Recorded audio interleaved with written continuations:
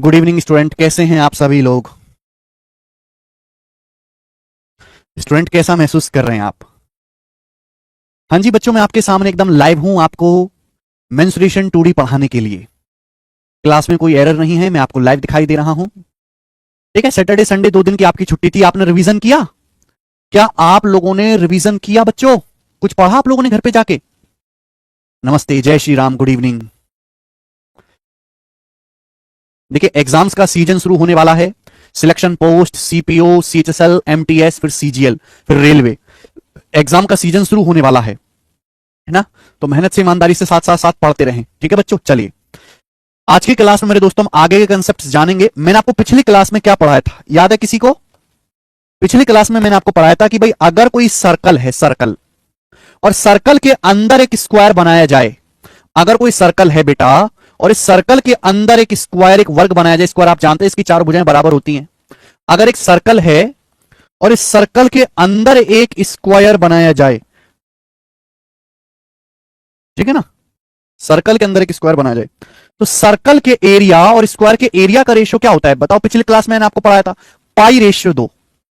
π/2 और पाई की जगह अगर हम 22/7 रख दें, पाई की जगह हम 22/7 रख दें तो 11/7 आ जाएगा, 11/7। तो सर्कल के एरिया और स्क्वायर के एरिया का रेशियो क्या होता है मेरे दोस्तों? π/2। ये मैंने आपको बताया था पिछली क्लास में। आप बोलोगे हाँ जी सर बताया था। आगे चलेंगे, इसके आगे का कंसेप्ट मेरे दोस्तों हम समझते हैं। आगे कंसेप्ट हम लोग समझते हैं कि जैसे मेरे प्यारे भाई, इसे ध्यान से सुनिएगा, ये मेरे प्यारे दोस्तों, ये स्क्वायर है, स्क्वायर, ये स्क्वायर है मेरे प्यारे भाई, स्क्वायर है ना। और ये मेरे दोस्तों स्क्वायर का सरकम सर्कल है। ये स्क्वायर का मेरे दोस्तों, देखो जल्दी जल्दी कंसेप्ट पढ़ो बेटा। अगर हम बहुत स्लो पढ़ेंगे तो सिलेबस बहुत बड़ा है, बहुत बहुत बहुत बहुत ज्यादा बड़ा सिलेबस है।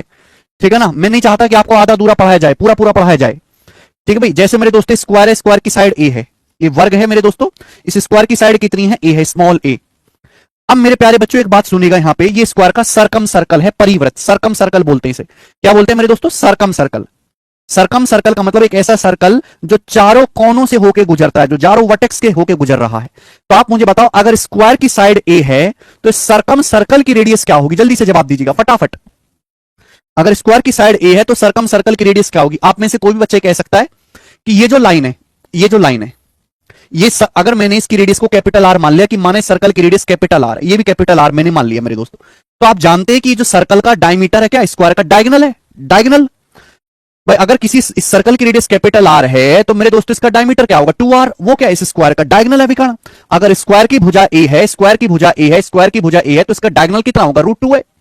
डायगोनल कितना होगा? √2 है। आप बोलोगे हाँ सी सर, तो यहां से जब मैं सॉल्व करूंगा तो कैपिटल आर बराबर क्या आ जाएगा? 2 नीचे आएगा, √2a/2 यही आ जाएगा। √2 से हम 2 को काटेंगे, √2 से 2 को काटेंगे √2 बार, तो कैपिटल आर बराबर आएगा a/√2। कैपिटल आर बराबर a/√2। तो कंसेप्ट नंबर 1 बना, यानी कि स्क्वायर की साइड अगर स्मॉल ए है तो सरकम सर्कल की जो रेडियस होगी वो कितनी होगी? a/√2, a/√2। कंसेप्ट क्या है कि जो सर्कल का व्यास है वही स्क्वायर का डायगोनल है। ठीक है, आगे चलें। फास्ट फास्ट करना बेटा, इतना समय नहीं है कि आप इसी को घसीटते रहो ना। अब स्क्वायर के अंदर एक सर्कल खींचा गया है मेरे दोस्तों, स्क्वायर के अंदर एक सर्कल खींचा गया है ना, इस वर्ग के अंदर एक सर्कल खींचा गया, स्क्वायर के अंदर ये सर्कल खींचा गया। इसको हम बोलते बेटा, इसको बोलते इन सर्कल, अंतःवृत्त। इसको क्या बोलते? इन सर्कल बोलते, अंतःवृत्त, इन सर्कल, अंतःवृत्त। सरकम सर्कल का मतलब परिवृत्त, जो वर्ग के चारों कोनों से गुजरता है। इन सर्कल जो इस स्क्वायर की चारों भुजाओं को अंदर से टच करता है। आप मुझे बताओ इस इन सर्कल की रेडियस क्या होगी? इन सर्कल की रेडियस क्या होगी? जल्दी से बताओ फटाफट। देखो मेरे दोस्तों, मैंने मान लिया कि माना अंदर वाले सर्कल की जो रेडियस है स्मॉल आर है। मैंने मान लिया कि माना अंदर वाले सर्कल की जो रेडियस है स्मॉल आर है, ये स्मॉल आर है तो ये भी स्मॉल आर हो जाएगा, ये स्मॉल आर है तो ये भी स्मॉल आर हो जाएगा। अरे थोड़ी सी बुद्धि लगा लो यार, इतना टाइम ना, जितना तुम टाइम समझ रहे हो फ्री का। मैंने सर्कल की रेडियस को स्मॉल आर मान लिया, ये भी स्मॉल आर है, तो आप मुझे बताओ इस सर्कल का डायमीटर कितना है? इस सर्कल का डायमीटर है 2r। क्या होगा बेटा? क्या होगा? स्क्वायर की साइड के बराबर। जो 2r है वही स्क्वायर की साइड है a, तो यहां से स्मॉल r कितना आ गया? यहां से स्मॉल r आ गया a/2। मैंने पिछली क्लास में भी पढ़ा दिया था, ये मैंने आपको पिछली क्लास में भी पढ़ा दिया था, पिछली क्लास में भी पढ़ा दिया था। यानी कि स्क्वायर के सरकम सर्कल की जो रेडियस है वो a/√2 और स्क्वायर के इन सर्कल की रेडियस होती है a/2। दोनों कंसेप्ट कॉपी में लिखे हुए हैं। किसी भी वर्ग के परिवृत्त की त्रिज्या a/√2 और अंतःवृत्त अंदर वाले सर्कल की त्रिज्या a/2 होती है। सब लोग कॉपी में लिख लीजिए, सब लोग अपनी कॉपी में उतार लीजिए फटाफट, एक बहुत इंपॉर्टेंट कंसेप्ट समझाऊंगा। अब बेटे अगर मैं यहां से स्क्वायर के सरकम सर्कल, अगर मैं यहां से स्क्वायर के सरकम सर्कल और स्क्वायर के इन सर्कल की रेडियस का रेशियो पूछूं तो बताओ क्या आएगा रेशियो? भाई स्क्वायर के सरकम सर्कल की रेडियस a/√2, इन सर्कल की रेडियस a/2, यही होता है। आप बोलोगे ऐसा, अगर मैं इनका रेशियो निकालता हूं तो मैं बात जानता हूं कि a से a कट जाएगा, 2 ऊपर पहुंचेगा, ये 2 ऊपर पहुंचेगा, 2/√2, तो कितना आएगा बेटा? ये √2 से 2 कट जाएगा, √2 बार √2/1, यानी कि किसी भी स्क्वायर के बाहर वाले सर्कल सरकम सर्कल और उसके इन सर्कल की रेडियस का रेशियो कितना होता है? स्क्वायर के सरकम सर्कल और स्क्वायर के इन सर्कल की रेडियस का रेशियो जो होता है वो √2/1 होता है, √2/1। कॉपी में उतारो जल्दी से, स्क्वायर के सरकम सर्कल और स्क्वायर के इन सर्कल की रेडियस का रेशियो कितना होता है? √2/1। क्लियर है? आप बोलोगे हां जी सर बिल्कुल सही, ये बात भी समझ में आ गई। अब आप मुझे बताओ किसी भी स्क्वायर के सरकम सर्कल और इन सर्कल, सरकम सर्कल और इन सर्कल के एरिया का रेशियो क्या होता है? सरकम सर्कल और इन सर्कल के एरिया का रेशियो क्या होगा? क्षेत्रफल का अनुपात क्या होगा? किसी भी स्क्वायर के सरकम सर्कल यानी कि परिवृत्त और इन सर्कल यानी कि अंतःवृत्त के क्षेत्रफल का अनुपात क्या होता है? जल्दी से बताएंगे फटाफट फटाफट। भाई आपको पता है किसी भी सर्कल का अगर मुझे एरिया निकालना है, अगर मुझे सर्कल का एरिया निकालना है तो सर्कल का एरिया होता है पाई आर स्क्वायर। बेटे पाई क्या है? कांस्टेंट है। तो एरिया डिपेंड किस पे करता है? सर्कल का एरिया डिपेंड करता है रेडियस के स्क्वायर पे। अगर मुझे एरिया का रेशियो निकालना है तो रेडियस के रेशियो का स्क्वायर करना पड़ेगा। सर्कल का एरिया पाई आर स्क्वायर होता है, पाई एक फिक्स वैल्यू है, एरिया किस पे डिपेंड करता है? रेडियस के स्क्वायर पे। अगर मुझे सर्कल के एरिया का रेशियो निकालना है तो रेडियस के रेशियो का स्क्वायर करना पड़ेगा, स्क्वायर बाय √2 का स्क्वायर 2 होता है, 1 का स्क्वायर 1 होता है। तो कंसेप्ट आ गया कि किसी भी स्क्वायर के सरकम सर्कल और इन सर्कल के क्षेत्रफल का अनुपात 2:1 होता है। ये सारे ही कंसेप्ट है मेरे प्यारे भाई, सारे ही कंसेप्ट हैं। किसी भी स्क्वायर के किसी भी वर्ग के सरकम सर्कल और इन सर्कल की रेडियस का रेशियो √2/1 है, लेकिन किसी भी स्क्वायर के सरकम सर्कल और इन सर्कल के एरिया का रेशियो 2:1 होता है। सब लोग कॉपी में उतार लीजिए। यानी कि किसी स्क्वायर के बाहर सर्कल और स्क्वायर के अंदर सर्कल, सुनना मेरी बात को, किसी स्क्वायर के बाहर सर्कल, स्क्वायर के बाहर सर्कल और स्क्वायर के अंदर सर्कल, स्क्वायर के बाहर सर्कल, स्क्वायर के अंदर सर्कल के एरिया का जो रेशियो है वो 2:1 होता है, 2:1 होता है, 2:1 होता है मेरे प्यारे भाई। स्क्वायर के बाहर वाले सर्कल और अंदर वाले सर्कल के एरिया का रेशियो 2:1 होता है। अगर बाहर वाले का एरिया 2 है तो अंदर वाले का एरिया आधा होता है 1। सभी को समझ में आ गया? हाँ, सारे के सारे कॉन्सेप्ट कंसेप्टिंग बुक में हैं, बिल्कुल सही विमांशु जी। नेक्स्ट अगला कंसेप्ट जानेंगे मेरे प्यारे भाई कि जैसे बेटा ये स्क्वायर है, अभी तो छोटे छोटे कंसेप्ट है, इनको मर्ज करके एक बड़ा कंसेप्ट बनाऊंगा। जैसे बेटा स्क्वायर है, वर्ग है, जैसे मेरे प्यारे भाई ये एक स्क्वायर है, स्क्वायर नाम भी देता हूं मैं इसको ABCD, ठीक है ना। जैसे मेरे प्यारे बच्चे ये वर्ग ABCD है, ये एक स्क्वायर है जिसका नाम है ABCD, ये वर्ग ABCD है। अब इसकी चारों भुजाओं के मिड पॉइंट को मिला गया, चारों भुजाओं के मिड पॉइंट्स को मिलाया गया, चारों भुजाओं के मध्य बिंदु को मिला गया। साइड AB और BC के मिड पॉइंट को मिलाया गया है, साइड CD और AD के मिड पॉइंट्स को मिलाया गया। क्या करा गया? मध्य बिंदु को मिलाया गया है, चारों भुजाओं के मध्य बिंदु को मिलाया गया है, ठीक है ना। तो PQRS ये क्या है बेटे? चारों साइड के मिड पॉइंट है, PQRS। तो वर्ग ABCD है मेरे दोस्तों, इसकी चारों साइड के चारों भुजाओं के मध्य बिंदु को मिलाया गया है ना। तो स्क्वायर की तो चारों भुजाएं बराबर होती है, तो ये सब बराबर हो जाएगा, ये सब बराबर हो जाएगा मेरे प्यारे भाई। कि वर्ग की चारों भुजाएं बराबर होती है और मैं आधा करूंगा, तो PQRS क्या है? स्क्वायर की चारों भुजाओं के मिड पॉइंट है। हमने चारों भुजाओं के मिड पॉइंट को मिलाया है, तो आपको बेटा यहां पे कोने में 4 ट्रायंगल दिखाई दे रहे हैं, 1 2 3 4, चारों के चारों ट्रायंगल एक जैसे हैं। अगर आप गौर से देखोगे ना, गौर से देखोगे, ये जो क्वालिटल PQRS है ना, जो क्वालिटल PQRS है, ये भी स्क्वायर ही बनेगा, ये भी वर्ग ही बनेगा। अगर आप किसी वर्ग की चारों भुजाओं के मध्य बिंदु को मिलाते हैं, अगर आप किसी स्क्वायर की चारों साइड के मिड पॉइंट को मिलाते हैं, चारों भुजाओं के मध्य बिंदु को मिलाते हैं किसी वर्ग की, तो जो नया चतुर्भुज बनता है PQRS वो भी एक स्क्वायर ही बनेगा। क्यों? कि मैं यहां से देख सकता हूं कि कोने में जो 1 2 3 4 त्रिभुज बन रहे हैं वो चारों त्रिभुज बिल्कुल एक जैसे हैं, बिल्कुल एक जैसे। और बेटा अगर मैं इसको यहां से मिला देता हूं, सीधा सीधा मैं इसको सीधा सीधा मिला देता हूं मेरे प्यार भी, सीधा सीधा मिला देता हूं, तो ये वाला एंगल 90 डिग्री होगा। दोनों विकर्ण 90 डिग्री के कोण पर काट रहे हैं, दोनों विकर्ण 90 डिग्री के कोण पर काट रहे हैं। मैं यहां पे मैथ नहीं लगाऊंगा, मैं लगाऊंगा बेटा रीजनिंग, यहां पर रीजनिंग। अगर इसका एरिया 1 है तो इसका एरिया भी 1 होगा, कोई भेदभाव नहीं है। इसका एरिया भी 1 होगा, इसका एरिया भी 1 होगा, इसका भी 1 होगा, इसका भी 1 होगा। बिल्कुल सेम टू सेम देखने में लग रहा है, बराबर लग रहा है, बिल्कुल कोई फर्क तो दिख नहीं रहा। गणित भूल जाओ, रीजनिंग के हिसाब से सोचो। देखो सभी एरिया, सभी त्रिभुज यहां पे एक जैसे हैं, सभी त्रिभुज यहां पे एक जैसे, कोई छोटा बड़ा ऊबड़ खाबड़ आड़ा टेढ़ा तो है नहीं, सभी के सभी बराबर हैं। यानी कि हमने वर्ग एबीसीडी की चारों भुजाओं के मध्य बिंदु को आपस में मिलाया है। तो ये जो नया वर्ग बना है, जो square P Q R S बना है, ये जो square P Q R S बना है, और बेटा ये जो स्क्वायर एबीसीडी बना है, ये जो वर्ग एबीसीडी बना है, ये जो स्क्वायर एबीसीडी बना है, इनके क्षेत्रफल का अनुपात क्या होगा? वर्ग एबीसीडी के एरिया और square P Q R S के एरिया और स्क्वायर एबीसीडी के एरिया का रेशियो क्या होगा? तो आप साफ साफ देख सकते हो बेटे कि पी क्यू आर एस में 1 2 3 4 4 त्रिभुज हैं, 4। जबकि जब मैं बड़े वर्ग को देखता हूं, बड़े स्क्वायर को, तो 1 2 3 4 5 6 7 8 8 त्रिभुज हैं, 8।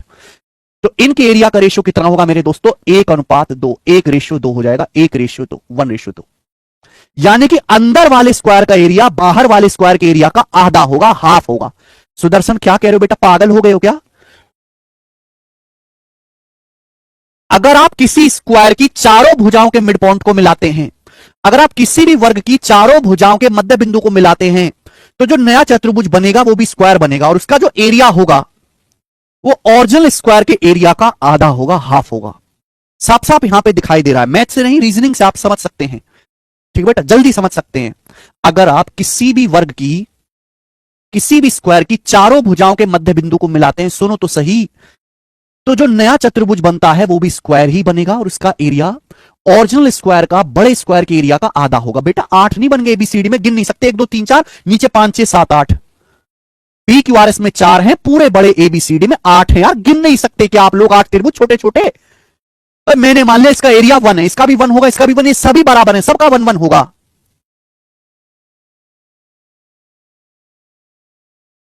पाइथागोरस से संजय कुमार, पाइथागोरस से।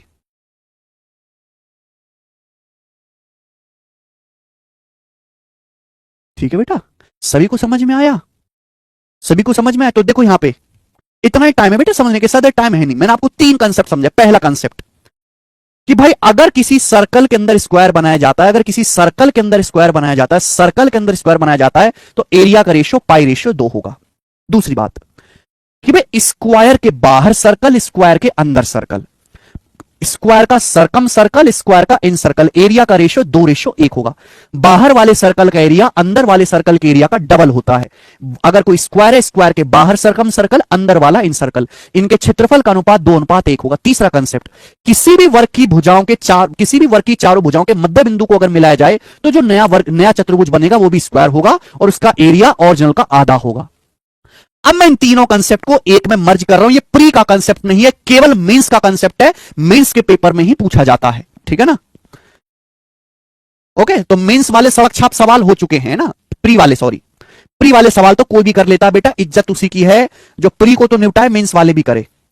तो मेरे प्यारे भाई एक बात बताओ, ध्यान से सुनेगा मेरे बेटे, थोड़ा सा दिमाग लगाना कि जैसे मैंने आपके सामने एक सर्कल बनाया, मैंने आपके सामने एक सर्कल बनाया, और इस सर्कल के अंदर है बेटा ये स्क्वायर। तो आप मुझे बताओ इस सर्कल के एरिया और इस स्क्वायर के एरिया का रेशियो क्या होगा? मैंने आपके सामने एक सर्कल बनाया और इस सर्कल के अंदर है बेटा स्क्वायर, एक वर्ग। तो इस सर्कल के एरिया, इस स्क्वायर के एरिया का रेशियो क्या होगा? π/2। π/2 होगा कि नहीं होगा? बोलो, आप मुझे जवाब दे दो, π/2 होगा कि नहीं होगा? π/2 होगा कि नहीं होगा? π/2 होगा कि नहीं होगा? बोलिए, π/2 होगा। मैंने आपके सामने सर्कल बनाया, उसके अंदर एक स्क्वायर, एरिया का रेशियो π/2 होगा। हाँ जी, जल्दी से बताओ। देखो प्यारे बच्चे, रेशियो एक ऐसी चीज है कि इसको किसी नंबर से गुणा कर दो, कोई फर्क नहीं पड़ता। अगर मैं इसको 4 से गुणा कर देता हूं, सपोज 4 से गुणा कर दूं, तो कोई फर्क पड़ेगा? π/2 को मैं ऐसे भी लिख सकता हूं, 4π/8। मैंने क्या कोई गलती कर दी क्या लिखने में? कोई गलती नहीं करी। क्या हमने कोई गलती करी क्या लिखने में? नहीं। π/2 को मैंने 4 से गुणा कर दिया, 4π/8, 4π/8। मैंने ऐसा किया क्यों? अब बेटा मैंने इसके अंदर एक सर्कल बनाया, फिर से मैंने इसके अंदर एक सर्कल बनाया, क्या बनाया? मैंने इसके अंदर एक सर्कल बनाया, ध्यान सुनिएगा, मैंने इसके अंदर सर्कल बनाया। तो आप जानते हैं कि स्क्वायर के बाहर सर्कल, स्क्वायर के अंदर सर्कल, स्क्वायर के बाहर सर्कल, स्क्वायर के अंदर सर्कल, एरिया आधा हो जाएगा, सर्कल का एरिया आधा हो जाएगा। अगर बाहर वाले सर्कल का एरिया 4π है, तो ये 4 का आधा 2π होगा। ये 4 का आधा 2 पाई होगा, बोलो होगा कि नहीं? बाहर वाले सर्कल का एरिया अगर 4 पाई है तो अंदर वाले सर्कल का एरिया 2 पाई होगा। ठीक है, आप बोलोगे हाँ जी सर बिल्कुल सही, कोई परेशानी नहीं है। अब इस सर्कल के अंदर मैंने दोबारा से फिर से स्क्वायर बना दिया। इस सर्कल के अंदर जो है मैंने फिर से स्क्वायर बना दिया। मैंने इस सर्कल के अंदर फिर से एक स्क्वायर, एक वर्ग बना दिया। तो आप जानते हैं कि भाई स्क्वायर के अंदर स्क्वायर बनाया गया, इस स्क्वायर की चारों भुजाओं के मध्य बिंदु को मिलाकर फिर स्क्वायर बनाया गया, तो स्क्वायर का एरिया फिर से आधा हो जाएगा। अरे घोचुओ, सर्कल का एरिया भी आधा होता है, स्क्वायर का एरिया भी आधा होता है। अगर बाहर वाले का एरिया 8 है तो अंदर वाले स्क्वायर का एरिया 4 होगा। 4 होगा। अगर बाहर वाले स्क्वायर का एरिया 8 है, बुद्धि लगाओ, और इतनी नहीं है बुद्धि तो छोड़ दो, प्री पास कर लेना, मेंस में जाकर मुंह फुका लेना अपना, इतनी बुद्धि नहीं है ना, वैसे भी इतनी बुद्धि होती नहीं हर आदमी में। इसके अंदर हमने फिर से एक सर्कल बनाया बेटा, इसके अंदर हमने फिर से सर्कल बनाया, सर्कल का एरिया फिर से हाफ हो जाएगा, इस सर्कल का एरिया फिर से आधा हो जाएगा, सर्कल का एरिया फिर से आधा हो जाएगा। बाहर वाले सर्कल का एरिया 4 पाई था, सर्कल के अंदर सर्कल बनाया, आधा हो गया 2 पाई, फिर से एरिया आधा हो जाएगा, 2 पाई का आधा फिर से हो जाएगा पाई, 2 पाई का आधा फिर से हो जाएगा पाई। इस सर्कल के अंदर फिर से हमने एक स्क्वायर बनाया, इस सर्कल के अंदर फिर से हमने स्क्वायर बनाया, फिर से हमने स्क्वायर बनाया, तो स्क्वायर का एरिया आधा हो जाएगा। स्क्वायर के अंदर स्क्वायर, ये बाहर वाला ब्लू स्क्वायर दिख रहा है, इसके अंदर फिर से स्क्वायर बनाया, आधा हो जाएगा। अगर इस स्क्वायर का एरिया 4 है तो अंदर वाले का आधा हो जाएगा 2, अंदर वाले का आधा हो जाएगा 2। आप बोलोगे हाँ जी सर बिल्कुल सही, यही कंसेप्ट चलेगा, ये कंसेप्ट चलेगा, ये रेशियो बनता जाएगा, ये रेशियो बनता जाएगा, बोलो ये रेशियो बनता जाएगा। बुद्धि लगाओ बेटे, मैंने एक रेशियो बना दिया। अगर आप गौर से देखो तो देखो सर्कल का एरिया आधा होता जा रहा है, बाहर वाले का मैंने अगर 4 पाई, मैंने अपनी मर्जी से माना, मेरे को सपने आ रहे हैं नींद में, मैंने अपनी मर्जी से माना, अपनी मर्जी से कचरा मानो, तुम कूड़ा कचरा जो भी मानना वो मानो। सर्कल का एरिया आधा होता जाएगा, बाहर वाले का एरिया 4 पाई है तो उसके अंदर जो बनेगा सर्कल 2 पाई होगा, उसके अंदर जो बनेगा पाई होगा। सर्कल का एरिया आधा होता जाता है, बाहर वाले सर्कल के एरिया और अंदर वाले सर्कल के एरिया का रेशियो 2:1 होता है, आधा हो जाता है आधा।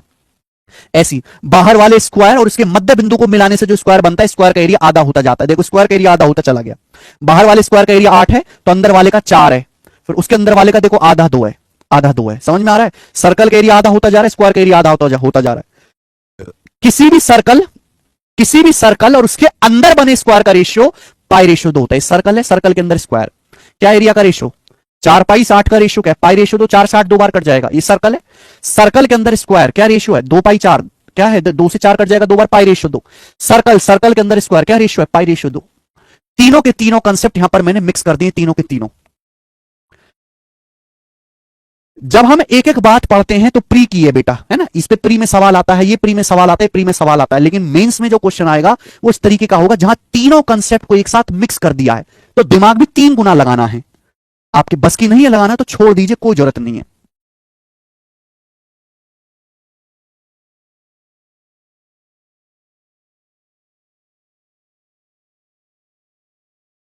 तो कंसेप्ट है सर्कल के अंदर स्क्वायर, सर्कल के अंदर स्क्वायर, फिर सर्कल के अंदर स्क्वायर, फिर सर्कल के अंदर स्क्वायर, और भी आगे बना सकते हो, फिर सर्कल के अंदर स्क्वायर, फिर सर्कल के अंदर स्क्वायर, फिर सर्कल के अंदर स्क्वायर, फिर सर्कल के अंदर स्क्वायर। तो बेटे सर्कल का एरिया आधा होता जाता है और स्क्वायर का एरिया आधा होता जाता है। मैंने बाहर वाले सर्कल का एरिया 4 पाई माना, π/2 होना चाहिए, मैंने 4 से गुणा कर दी। 4 से गुणा क्यों कर दी? जिससे कि आधा आधा आसानी से किया जा सके, 4 का आधा फिर उसका आधा आसानी से हो जाएगा। तो सर्कल का एरिया 4 पाई है तो इसका 8 होगा, 4 पाई का आधा 2 पाई हो गया, 2 पाई का आधा पाई हो गया। स्क्वायर का एरिया आधा होता जाएगा, इसका 8 है तो अंदर वाले का फिर आधा 4 होगा, फिर अंदर वाले का आधा 2 होगा। ऐसे ही सीरीज आगे चलती चली जाएगी। इंपॉर्टेंट कंसेप्ट है मेरे प्यारे भाई जी गौरव कुमार। तो ये अब इस कंसेप्ट पे बेस सवाल, अब इस कंसेप्ट पे हम बेस सवाल करेंगे बेटे। सवाल तो इस पे ज्यादा नहीं आए हैं, पर जितने भी क्वेश्चन आए हैं हम लगभग सारे करने की कोशिश करेंगे। सवाल नंबर है बेटा 20, 20 नंबर क्वेश्चन, सवाल नंबर 20 ही बनाओ। सीजीएल 2021 प्री के पेपर का सवाल है। दी गई आकृति में सबसे बड़े स्क्वायर के एरिया का सबसे छोटे स्क्वायर के एरिया से रेशियो क्या है? दी गई आकृति में सबसे बड़े स्क्वायर के एरिया का सबसे छोटे स्क्वायर के एरिया से रेशियो क्या है? चित्र प्रॉपर डायग्राम दिया हुआ था, 2021 प्री का सवाल है। सबसे बड़े स्क्वायर के एरिया का सबसे छोटे स्क्वायर के एरिया से क्या रेशियो है? कोई भी बंदा देखते ही बता सकता है कि स्क्वायर, स्क्वायर के अंदर सर्कल, फिर सर्कल के अंदर स्क्वायर, फिर स्क्वायर के अंदर सर्कल, फिर सर्कल के अंदर स्क्वायर। देखो बेसिक से तो इस सवाल प्री में कर ही नहीं सकते। अगर कोई बच्चे मानने लगे कि मैं सवाल को बेसिक से करूंगा तो वो कर ही नहीं सकता बेटा, क्योंकि उसको पूरा टाइम एक ही सवाल में निकल जाएगा। जिस बच्चे को मैंने जो पिछले आधे घंटे में कंसेप्ट पढ़ाया अगर वो जानता है तो ही कर पाएगा। हम जानते हैं कि भाई स्क्वायर के अंदर सर्कल फिर स्क्वायर फिर सर्कल फिर स्क्वायर बनाते तो स्क्वायर का एरिया आधा होता चला जाता है, सर्कल का एरिया आधा होता चला जाता है। अगर मैं मान लेता हूं कि भाई अंदर वाले स्क्वायर का एरिया 1 है, अंदर वाले स्क्वायर का एरिया 1 है, तो बाहर वाले का क्या होगा, दुगना होगा, डबल। और इससे बाहर वाले का कितना होगा मेरे दोस्तों, 4 होगा, 4। कितना हो जाएगा बेटा, 4 हो जाएगा, 4। कितना हो जाएगा मेरे दोस्तों, 4 हो जाएगा, 4। तो बाहर वाले स्क्वायर और सबसे अंदर वाले स्क्वायर के एरिया का रेशियो कितना है, 4:1 आ गया आंसर, 4:1। ए ऑप्शन है ना। तो देखो जिसका कंसेप्ट मजबूत उसका आंसर जो है 1 सेकंड में आएगा। जो बेसिक से चित्र बना बना के करेगा है ना कि पहले इसके रेडियस निकालो फिर इसकी वो कभी नहीं कर पाएगा। अब देखो ये सवाल तो आ चुका है पेपर में, हो सकता है आपके पेपर में ये सवाल आ जाए कि यहां पे एक सर्कल और आगे बढ़ा दे, एक सर्कल और आगे बढ़ा दे। अब आपसे पूछे कि बताओ, आपसे पूछे बताओ, सवाल में पूछा है कि सबसे बड़े सर्कल और सबसे छोटे स्क्वायर के एरिया का रेशियो। सबसे बड़े सर्कल यानी कि ये वाला और सबसे छोटे स्क्वायर यानी कि ये वाला, इनके एरिया का रेशियो आपसे पूछा जाए, बताओ। ये चीज आपसे पूछी गई है, सवाल समझना है कि सबसे बड़ा सर्कल ये वाला और सबसे छोटा स्क्वायर यानी कि ये वाला, इनके एरिया का रेशियो आपसे पूछा जाए। बता मेरे दोस्त कैसे करेंगे तुम, जल्दी बताओ। तो बेटे आप ये बात अच्छी तरीके से जानते मेरे सुंदर दोस्त कि भाई सबसे अंदर वाले स्क्वायर का एरिया अगर 1 है, अगर इसका एरिया 1 है 1, तो बाहर वाले स्क्वायर का एरिया 2 होगा, उससे बाहर वाले स्क्वायर का एरिया 4 होगा। और आप जानते हैं कि अगर मैं देखता हूं बाहर वाले सर्कल और किसी भी सर्कल के अंदर अगर स्क्वायर बनाया जाए, सर्कल के अंदर स्क्वायर बनाया जाए तो एरिया का रेशियो π/2 होता है। यहां पे 4 है, दुगना बेटा, डबल है, दुगना दुगना। तो अगर इसका एरिया 4 है तो इसका एरिया कितना होगा, 2π होगा, 2π। तभी तो सर्कल के अंदर स्क्वायर बनेगा, एरिया का रेशियो 2π4, 2π4 का रेशियो π/2 होता है। बोलो होता है कि नहीं। सर्कल के अंदर स्क्वायर का एरिया π/2 बनना चाहिए, π/2 यहां डबल ही तो हो गया, डबल ही तो हो गया है ना, π/2 का डबल ही तो हो गया, 2π और 4। यानी कि सबसे बड़े वाले सर्कल का एरिया है 2π और सबसे छोटे स्क्वायर का एरिया है 1। रेशियो आ गया 2π/1, रेशियो है 2π/1।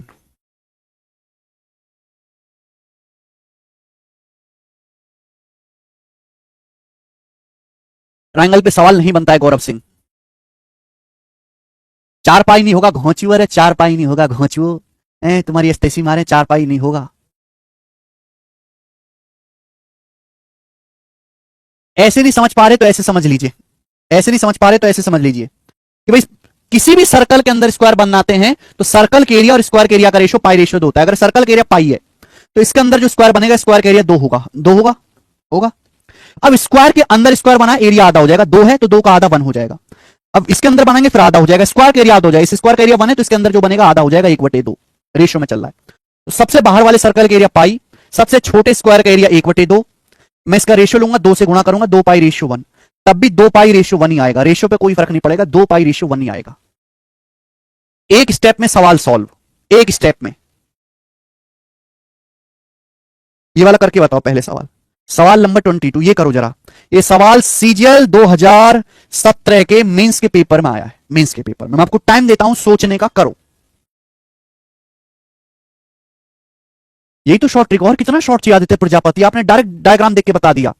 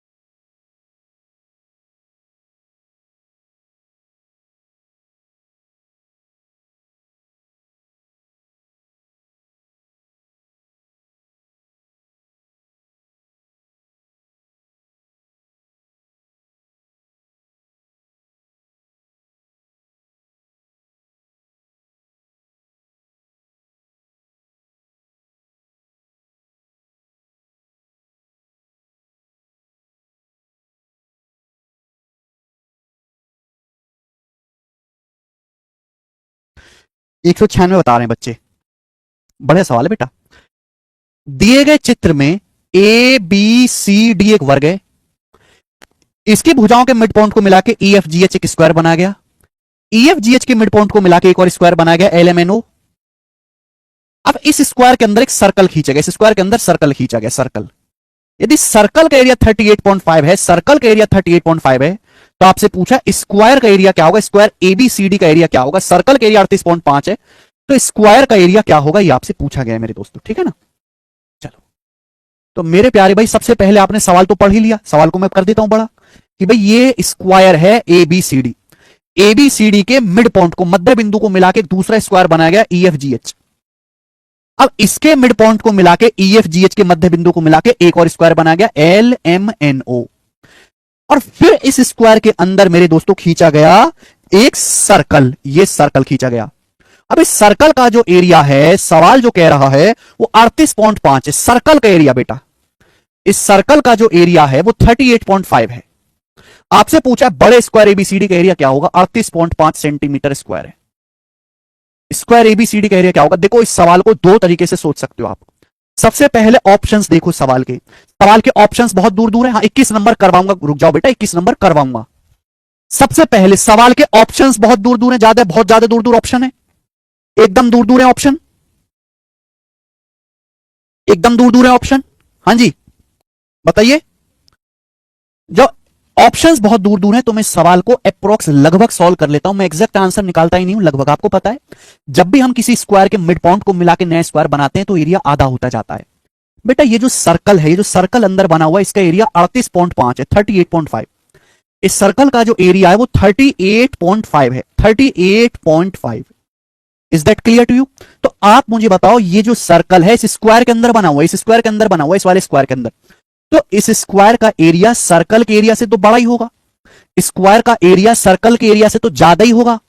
बेटा स्क्वायर का एरिया सर्कल के एरिया से तो ज्यादा ही होगा। क्यों ज्यादा होगा, क्योंकि कोने में जगह खाली रह गई। ये जो कोने में खाली जगह है, जब मैं इसका एरिया भी जोड़ दूंगा सर्कल में, तब स्क्वायर का एरिया आएगा।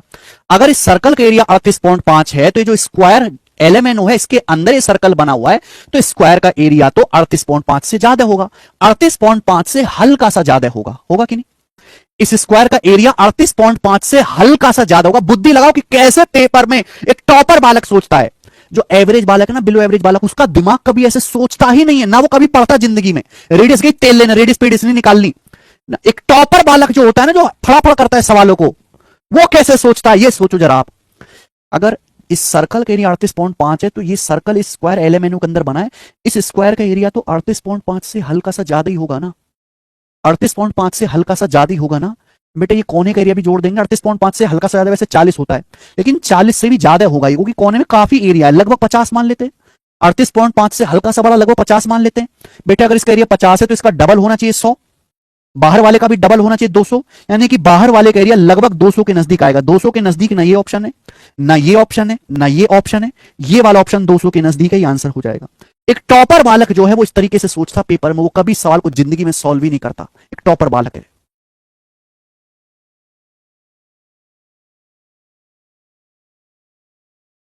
अक्षत कृष्ण, जो चुपचाप पढ़ा रहा हूं चुपचाप पढ़ो मुर्दे की तरह, बिना हलक से जवान निकाले। एक टॉपर और टैलेंटेड बालक इस तरीके से सोचता, लेकिन एवरेज बालक के अंदर इतनी बुद्धि है ही नहीं कि वो इस तरीके से सोच पाए। तो एवरेज बालक जो है वो इस सवाल को कैसे करेगा पेपर में, आप मुझे बताओ। हम ये बात जानते हैं मेरे दोस्तों, हम ये बात जानते हैं, किसी भी सर्कल के अंदर जब हम स्क्वायर बनाते हैं, सॉरी स्क्वायर के अंदर जब हम स्क्वायर बनाते हैं तो एरिया आधा होता जाता है। स्क्वायर के अंदर जब हम स्क्वायर बनाते हैं तो एरिया आधा होता चला जाता है, स्क्वायर का एरिया आधा हो जाता है। आप ये बात जानते हो कि अगर सर्कल है, सर्कल के अंदर स्क्वायर बनाया जाता है, तो सर्कल का एरिया अगर 11 है तो स्क्वायर का एरिया 7 होगा, 11:7। मुझे सवाल रेशियो से सॉल्व करना है। सर्कल के बाहर स्क्वायर है, सर्कल के अंदर कोई स्क्वायर नहीं है।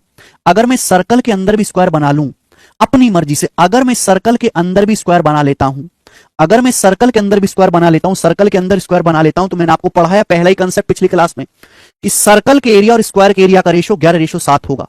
अगर किसी सर्कल के अंदर स्क्वायर बना हुआ है, यहां नहीं बना हुआ था तो मैंने बना लिया, यहां नहीं बना हुआ था तो मैंने बना लिया कि अगर सर्कल के अंदर स्क्वायर बना हुआ है तो सर्कल का एरिया अगर 11 है तो स्क्वायर का एरिया 7 होगा, सर्कल का एरिया अगर 11 है तो स्क्वायर का एरिया 7 होगा। और आप ये बात जानते हैं कि अगर अंदर वाले स्क्वायर का एरिया 7 है तो बाहर वाले स्क्वायर का एरिया डबल होगा, 14 है। इसके बाहर वाले का एरिया डबल होगा, 28। इसके बाहर वाले का एरिया डबल होगा, 56। बाहर वाले का एरिया डबल होगा, 56। स्क्वायर का ये 7 है, बाहर वाले का 14 है, फिर उसके बाहर वाले का 28, फिर उसके बाहर वाले का 56। बोलो बात समझ में आई। सवाल में सर्कल का एरिया दिया है 11, सवाल में सर्कल का एरिया 11, 11 की वैल्यू सवाल में, 11 की वैल्यू क्वेश्चन में 38.5 दी हुई है। 11 की वैल्यू सवाल में 38.5 सेंटीमीटर दिए। कितने गुना? 11 3 33, 5 बजेगा, 11 पंजे 55, 3.5 गुना, 3.5 टाइम 3.5 गुना। आपसे बाहर वाले स्क्वायर का एरिया पूछा है, बाहर वाले स्क्वायर एबीसीडी का एरिया 56, 56 की वैल्यू भी 3.5 गुना होगी। 3.5 को हम 7/2 कहते हैं, 3.5 को ही हम 7/2 कहते हैं। 2 से 56 28 बार चला जाएगा, 28 सत्ते कितना होता है? 196, 196 सेंटीमीटर स्क्वायर इस सवाल का आंसर है मेरे प्यारे, 196, और ये सही आंसर है 196।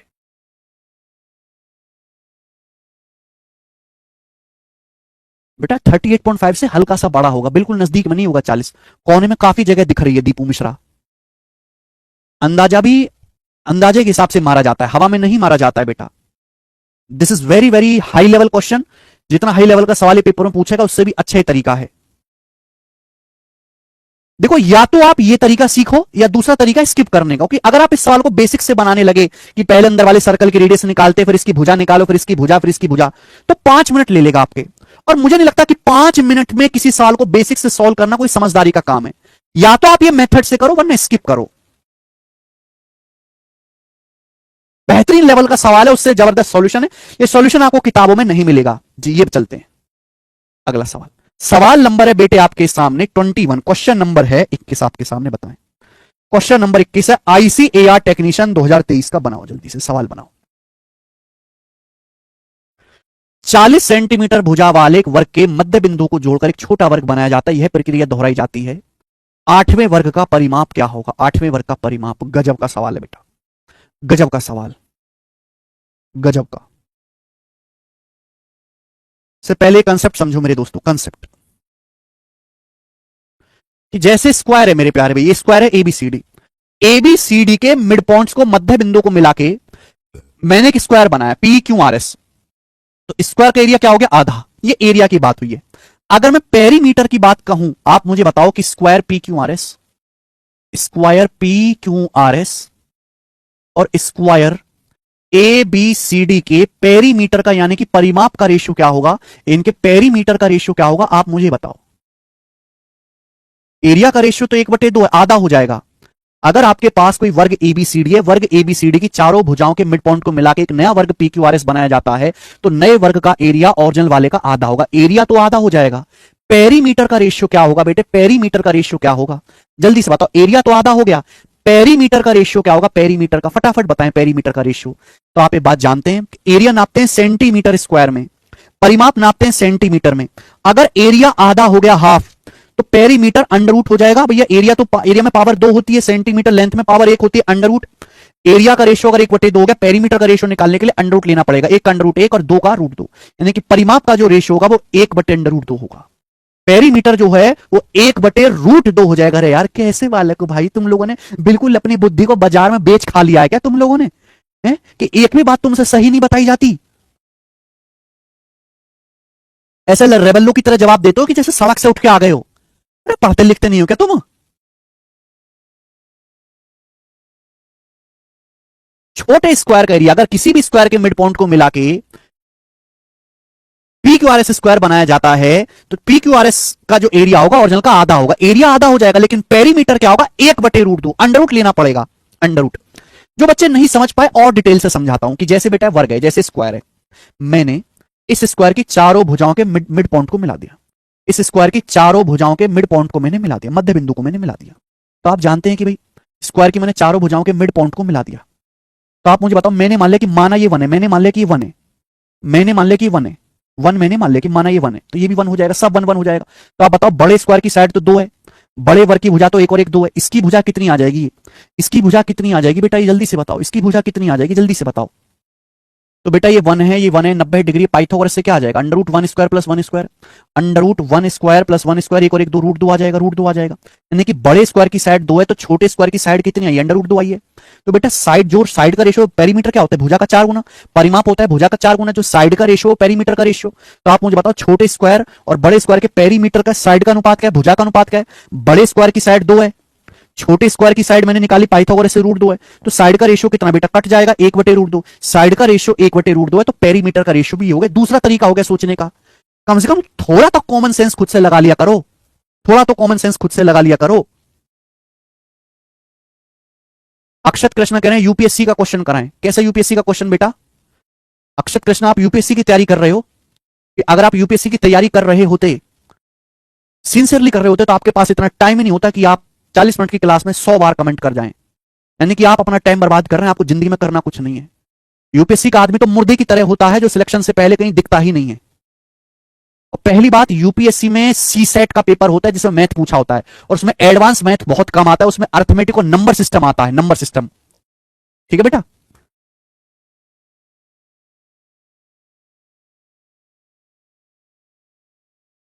जो मैं पढ़ा रहा हूं वो शांति से पढ़ लो।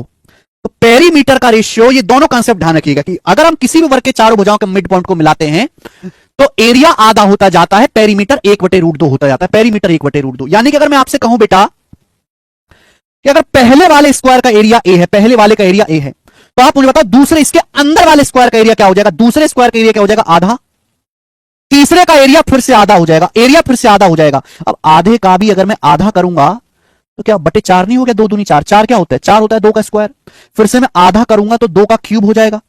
इसी तरीके से सीरीज चलती जाएगी कि नहीं चलती जाएगी? बोलो, है ना?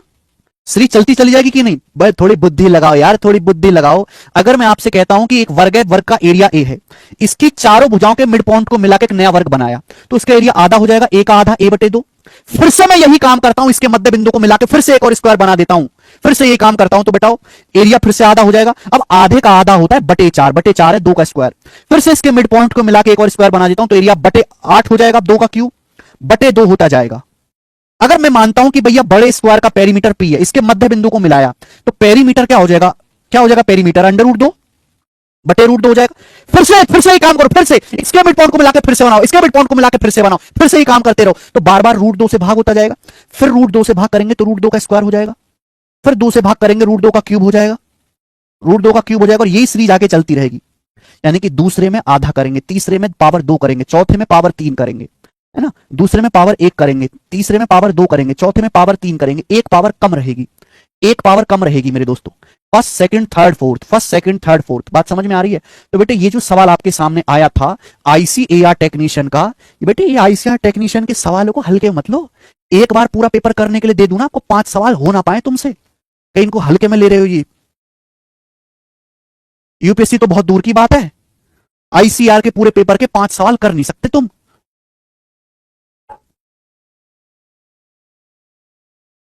40 सेंटीमीटर भुजा वाले एक वर्ग के मध्य बिंदु को जोड़कर एक छोटा वर्ग बनाया जाता है।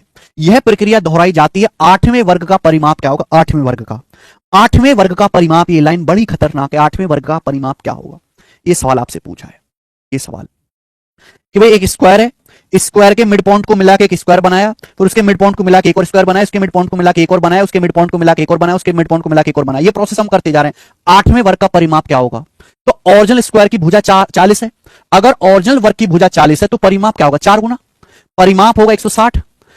भाई स्क्वायर का पेरीमीटर क्या होता है? भुजा का 4 गुना। अगर भुजा 40 है तो परिमाप कितना होगा? 160। अब इसके मिड पॉइंट को मिलाते मिलाते हमने 8 स्क्वायर बना दिए, तो 8वें स्क्वायर का परिमाप क्या होगा? तो हर बार परिमाप √2 होता जाएगा, हर बार परिमाप 1/√2 होता जाएगा। तो 8वें स्क्वायर का परिमाप निकालने के लिए क्या करना पड़ेगा? पावर 7 करना पड़ेगा, एक पावर कम, एक पावर कम करनी पड़ेगी बेटा। देख रहे ना? दूसरे बेटा थोड़ी सी बुद्धि लगा लो यार, दूसरे में आधा, तीसरे में पावर 2 करनी पड़ी, चौथे में पावर 3 करनी पड़ी, पांचवें में पावर 4 होगा। ऐसे अगर हम 8वें स्क्वायर का पेरीमीटर निकाल रहे हैं तो क्या करनी पड़ेगी? 1/√2 की पावर 7 से गुणा करनी पड़ेगी। 1/√2, 1/√2, 1/√2, 1/√2 कितनी बार करना पड़ेगा? 7 बार करना पड़ेगा, 7 बार करना पड़ेगा। तो बेटा कितना आ जाएगा? ये आ जाएगा 160 गुणा 1/√2 की पावर 7 क्या होता है? √2 की पावर 7 होता है बेटा √2 की पावर 6 गुणा √2। √2 की पावर 6 हो गया जी 8, 2 का क्यूब 8, 8 √2। 8 से 160 20 बार जाएगा। जब 20 को √2 से भाग देते हैं तो 10 √2 सेंटीमीटर सवाल का आंसर है। 10 √2, 10 √2 सेंटीमीटर सवाल का उत्तर है। डी ऑप्शन सही है, 10 √2। बेहतरीन सवाल।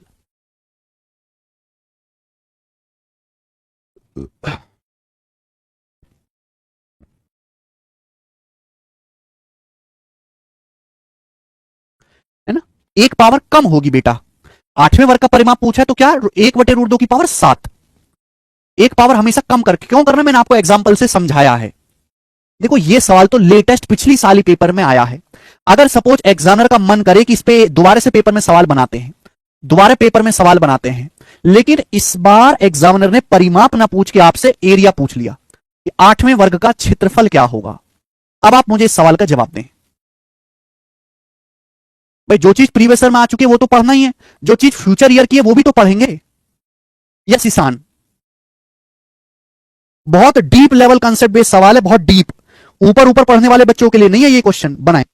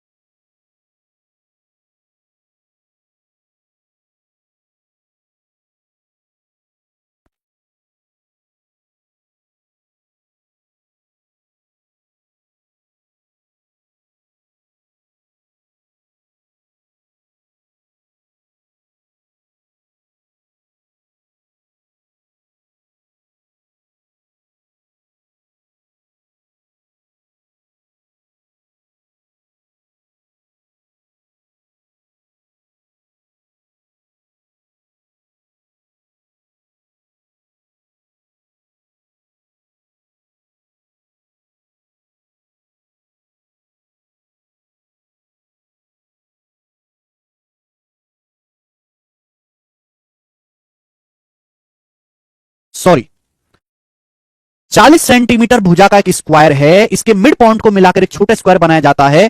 8वें स्क्वायर का एरिया क्या होगा? अगर किसी स्क्वायर की भुजा 40 है तो उसका एरिया क्या होगा? 40 का स्क्वायर। अगर किसी स्क्वायर की साइड 40 है, एरिया क्या होगा? 40 का स्क्वायर। हम जानते हैं किसी भी स्क्वायर के मिड पॉइंट को मिलाते चले जाए तो एरिया क्या हो जाएगा? एरिया आधा होता चला जाएगा। बोला हमने प्रोसेस 8 बार किया, 8वें स्क्वायर का एरिया क्या होगा? तो 8वें स्क्वायर का एरिया निकालने के लिए पावर 7 करना पड़ेगा, एक पावर कम करनी पड़ेगी, है ना, क्योंकि जैसे पहले का ए है, दूसरे का क्या होगा? आधा, तीसरे का फिर से आधा, तो पावर 4 हो जाएगा, बटे 4। चौथे में फिर से आधा करेंगे, है ना, बटे 4 का आधा बटे 8 होता है, तो 2 का क्यूब, है ना, तो एक पावर हमेशा कम आ रही है, ये इसका कारण है। तो पावर 7 करना पड़ेगा। अब 40 का स्क्वायर 1600, अब 2 की पावर 7 क्या होता है? 2 की पावर 7 होता है बेटा 128, 2 की पावर 7 128। अब 16 से 128 कट जाएगा जी 8 बार। अब 100 को 8 से भाग देंगे 12.5, तो 12.5 सेंटीमीटर स्क्वायर इस सवाल का आंसर आ जाता है मेरे प्यारे। गजब का सवाल, इट इज लाइव।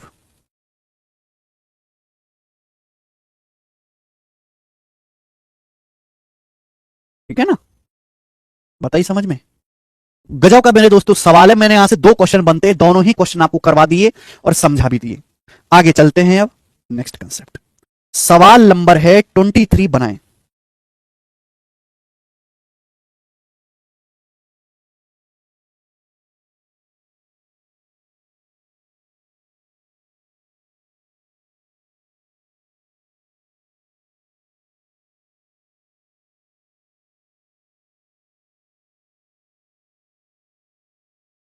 सवाल नंबर 23 में प्रॉब्लम है, इसको स्किप कर दीजिए। सवाल नंबर 23 में टाइपिंग प्रॉब्लम है, इसको स्किप कर देंगे। सवाल नंबर 24, क्वेश्चन नंबर 24 आपके सामने आएगा। सवाल नंबर 24, क्वेश्चन नंबर 24 आपके सामने मेरे दोस्त।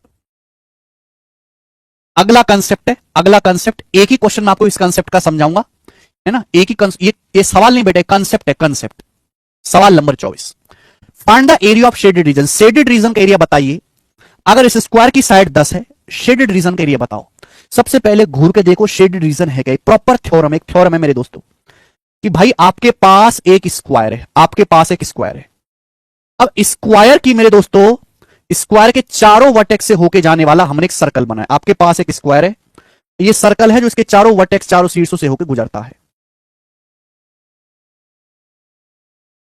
मेरे प्यारे भाई स्क्वायर है मेरे प्यारे दोस्तों, और ये सर्कल है जो स्क्वायर के चारों वर्टेक्स, चारों शीर्षों से होकर गुजरता है ना, यानी कि क्या है? ये स्क्वायर का सरकम सर्कल परिवृत्त है।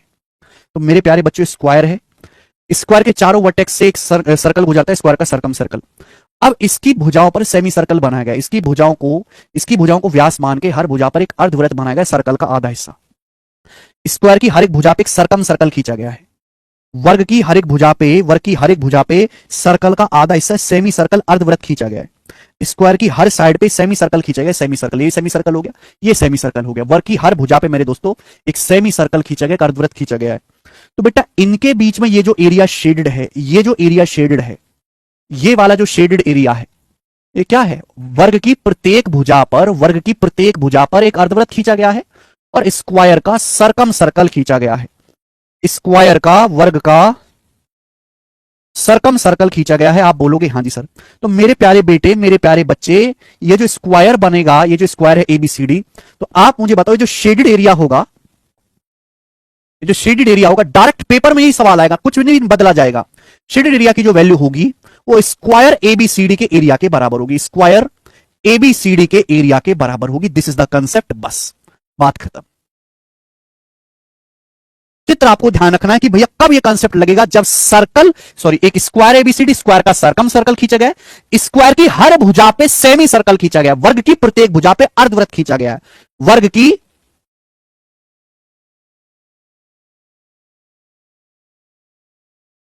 की प्रत्येक भुजा पे सेमी सर्कल खींचे गए। तो इनके बीच में मेरे दोस्तों जो शेडेड एरिया है, शेडेड एरिया जो होगा वो स्क्वायर एबीसीडी के एरिया के बराबर होगा। सीधा आपको ध्यान रखना है। अब जैसे सवाल है, ये सवाल 2 बार पेपर में आया है, एक बार थ्योरम पूछी गई थी और एक बार यही question as it is paper में आया था, एज इट इज। ठीक है प्यारे बच्चों, तो यहां पे मेरे प्यारे दोस्त इस वर्ग की भुजा 10 दी है, आपसे शेडेड एरिया पूछा, शेडेड एरिया स्क्वायर के एरिया के बराबर होगा। स्क्वायर का एरिया होता है भुजा का वर्ग, साइड का स्क्वायर, तो 10 का स्क्वायर 100, 100 इस क्वेश्चन का आंसर है 100। बात खत्म।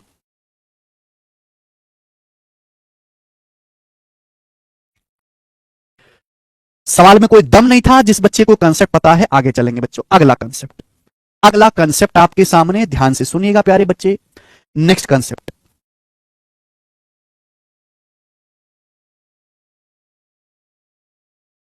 अगला कंसेप्ट जानते हैं।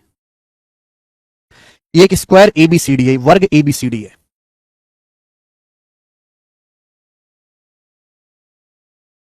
ये स्क्वायर एबीसीडी है, इसकी भुजा ए है, इसकी जो साइड है वो ए है। ये स्क्वायर एबीसीडी है, इसकी साइड, इसकी भुजा ए है, वर्ग है एबीसीडी स्क्वायर, इसकी चारों भुजाएं बराबर है, इसकी चारों भुजाएं बराबर हैं, स्मॉल ए। अब एक प्रकार लो, एक कंपास लो, कंपास यहां पे रखो, प्रकार की नोक। भाई इसकी ये भुजा स्मॉल ए है तो ये भी स्मॉल ए होगी बच्चों, ये भी स्मॉल ए होगी, ये भी स्मॉल ए होगी, इसकी चारों भुजाएं बराबर बराबर होंगी। अब कंपास लो, एक प्रकार लो, कंपास पे यहां पे रखो प्रकार की नोक और इतनी दूरी स्क्वायर की भुजा के बराबर, स्क्वायर की साइड के बराबर, स्क्वायर की साइड के बराबर दूरी भर के यहां पे रखो प्रकार की नोक, इसको सेंटर मान के रेडियस भरनी है स्क्वायर की साइड के बराबर। और इस तरीके से आप क्या खींच दो, सर्कल का एक आर्क खींच दो, सर्कल का एक चाप खींच दो, सर्कल का एक आर्क खींच दीजिए मेरे प्यारे भाई। यहां पे रखो प्रकार की नोक, ए रेडियस प्रकार में भर के, ए रेडियस कंपास में भर के आप इस तरीके से सर्कल का आर्क खींच दीजिए। क्या है बेटा, ये सर्कल का 1/4 हिस्सा है। जैसे मेरे दोस्तों हमारे सर्कल होता है ना, पूरा सर्कल, सर्कल के 4 बराबर टुकड़े कर दें, 4 बराबर टुकड़े, सर्कल के 4 बराबर टुकड़े कर दें, तो यहां पे मेरे दोस्तों आपको एक टुकड़ा दिखाया गया है, आपको यहां पे ना मेरे दोस्तों ये आपको एक टुकड़ा दिखाया गया है ना। इसका सेंटर कहां है, इसका सेंटर है यहां पॉइंट ए पर। इसकी रेडियस कितनी है, स्क्वायर की भुजा के बराबर। तो हमने ये किया है मेरे प्यारे बच्चों, है ना, हमने पॉइंट ए पे प्रकार की नोक रखी और हमने ये सर्कल का 1/4 टुकड़ा, क्वार्टर सर्कल खींच दिया। बिल्कुल इसी तरीके से पॉइंट बी पर रखी प्रकार की नोक और ए रेडियस कंपास में भर के, कंपास में ए रेडियस भर के आप ये क्वार्टर सर्कल खींच दीजिए। इस तरीके से खींच सकते हैं आप, बोलोगे यहां से बढ़िया से खींच जाएगा। तो इस तरीके से काफी बेहतरीन सी फिगर बन जाएगी, मंदिर जैसी। ठीक है बच्चे, आप बोलोगे हाँ सर बढ़िया सी फिगर बनेगी, मस्त देखने में अट्रैक्टिव लग रहा है। अब यहां एक जगह खाली है, खाली जगह है, इस जगह हम एक सर्कल डाल सकते हैं, इस जगह बेटा हम एक सर्कल डाल सकते हैं और इस सर्कल ऐसा होगा जो स्क्वायर की साइड को टच करेगा और इन दोनों आर्क को भी टच करेगा। सर्कल ऐसा होगा जो वर्ग की भुजा को भी टच करेगा, इन दोनों आर्क को भी टच करेगा।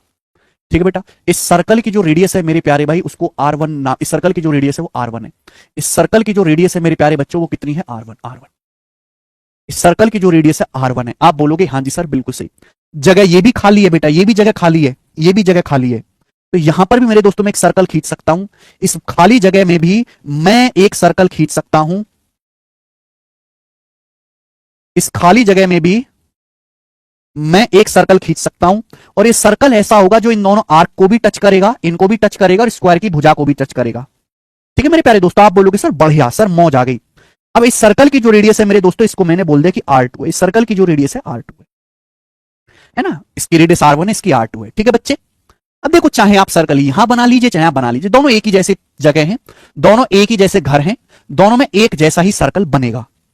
चाहे स्टूडेंट आप यहां बना लो, चाहे यहां बना लो, मैं यहां बना के दिखा देता हूं, ठीक है भाई। तो ये जगह खाली थी, इस खाली जगह को भी भरो, इस खाली जगह में भी हम सर्कल बना सकते हैं। सर्कल वर्ग की भुजा को भी टच करेगा, इसको भी टच करेगा, और इस आर्क को भी यहां पे टच करेगा। बच्चों, इस सर्कल की जो रेडियस है ये R3 है, इस सर्कल की जो रेडियस है ये R3 है। तो तीनों सर्कल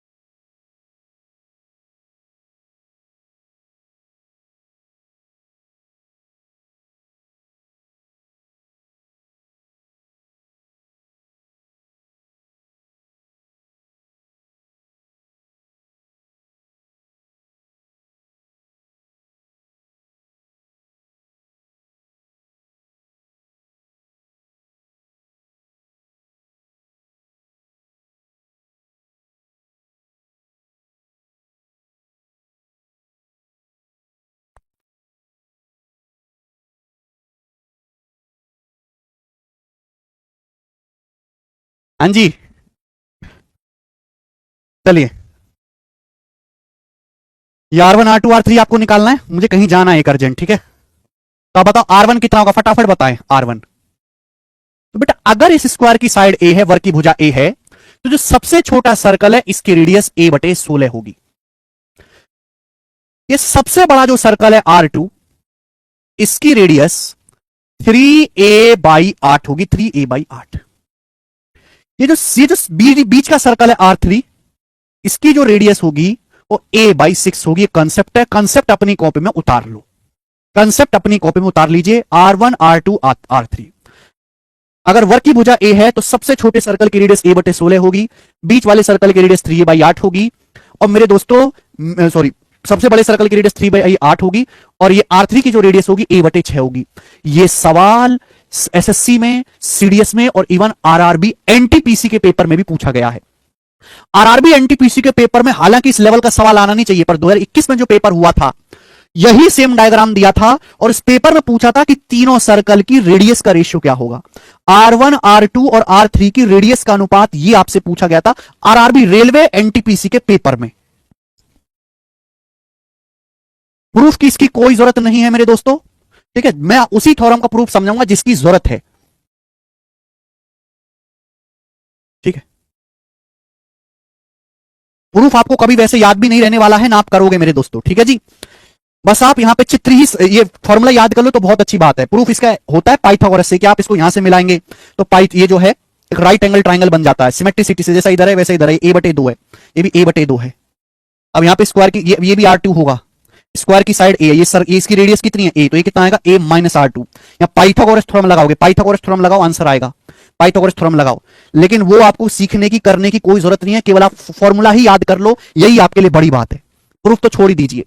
तो यहां पे R1 कितना है a बटे 16, R2 कितना है 3a बाई 8, R3 कितना है बेटा a बाई 6, और मुझे यहां पे रेशियो पूछा है इनका, तो रेशियो कितना आएगा 16 8 6 का 48, 48 मल्टीप्लाई कर देते हैं, तो 16 3 48, 8 6 48, 6 3 18 और 6 48, तो रेशियो आ गया 3 18 8, और ये सवाल का आंसर भी होगा मेरे दोस्त 3 18 8।